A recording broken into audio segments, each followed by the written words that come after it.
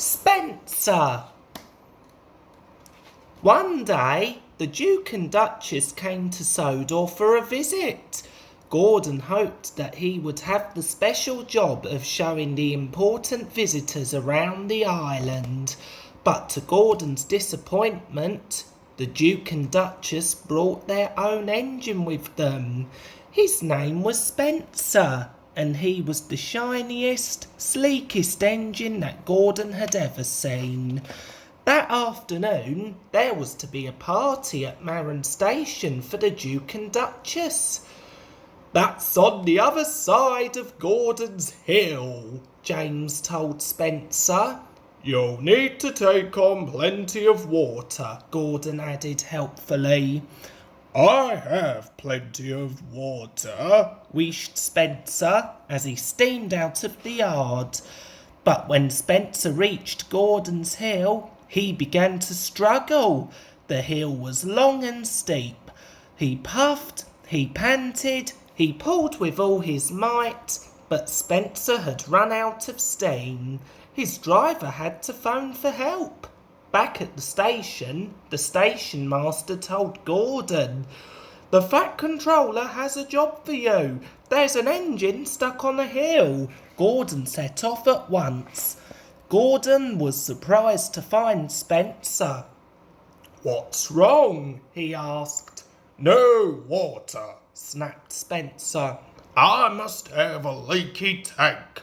"Perhaps," smiled Gordon, "but we'd better hurry. Everyone is waiting for the Duke and Duchess." Soon, Gordon was coupled to Spencer and they set off. Minutes later, they arrived at Marin Station. The party was ready to begin.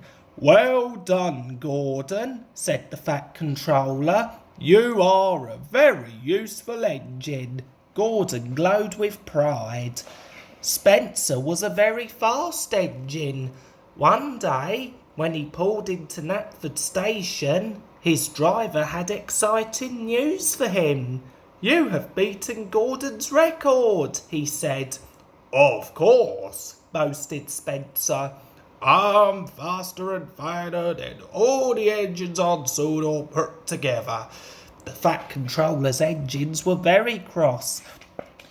Spencer was taking the Duke and Duchess to their summer house. The Fat Controller came to tell his engines that one of them was needed to carry their furniture.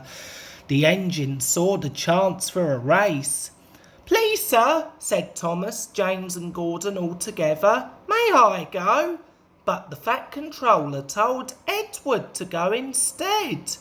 James and Gordon groaned. Edward was an old engine, and not as strong and fast as the others. "He'll lose the race and let the whole railway down," said James. Thomas and Percy were cross with James. Edward was their friend. "You can beat that big silver show-off any day," they told him. Slowly and steadily, Edward set off. "We'll do my best. We'll do my best," he puffed. But Spencer quickly passed Edward. "I've won already," he boasted, and with a whoosh, he was gone. Edward came to the bottom of a steep hill. The furniture was heavy and he felt tired. But Donald and Douglas were waiting at the junction. They had heard about the race. "Hurrah for Edward!" cried Donald. "Here's a first-rate engine," added Douglas. This made Edward feel much better. He huffed and puffed, and soon as he had climbed to the top of the hill, he raced down the other side to catch up with Spencer. Spencer happily steamed along. Up ahead was the siding leading to the summer house, but the Duke wanted to take some photographs of the countryside. Spencer stopped and the Duke set up his camera. Spencer closed his eyes. "Nothing to worry about," he said lazily. Before long, Spencer was fast asleep. When the Duke had finished taking photographs, Spencer's driver rang the bell. "Time to go," he said. Nothing happened. Spencer was dreaming of winning the race. He didn't hear the bell, and he didn't hear Edward's huffing past him. Spencer's driver rang the bell again and again. Finally, Spencer opened his eyes. He couldn't believe what he saw. Edward was heading towards the summer house. Nearly there, gasped the old engine. Spencer took off as fast as he could, but he was too late. Edward pulled to a stop in front of the summer house. "I've won!" he gasped. "I did it!"